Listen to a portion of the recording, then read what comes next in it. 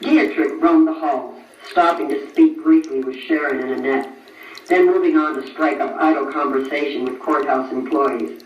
She visited the cafeteria for coffee, then stepped outside for a cigarette. Keep moving, she told herself, and maybe time will do the same. Finally, she wandered back into the courtroom.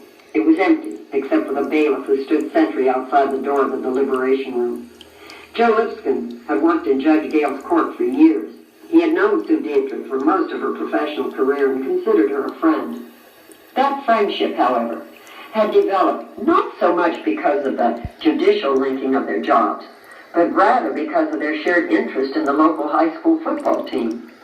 During the time that Sue's son Adam played for Alvin High, it was Lipscomb who served as public address announcer at the stadium each Friday night. Moving to sit next to the detective, he said nothing as she scanned the headlines of a discarded newspaper. Sue finally broke the silence. "What do you think?" Nodding in the direction of the jury room, he said, "This is the quietest jury I can ever remember." He noted that frequently deliberations become heated and voices are raised in angry arguments which easily filter beyond the protection of the closed door. There hasn't been a peep from this group. Translation. There was apparently little disagreement over what the verdict would be, but the silence provided no clue as to which way the jurors might be leaning. Sue folded her newspaper and turned to face the bailiff.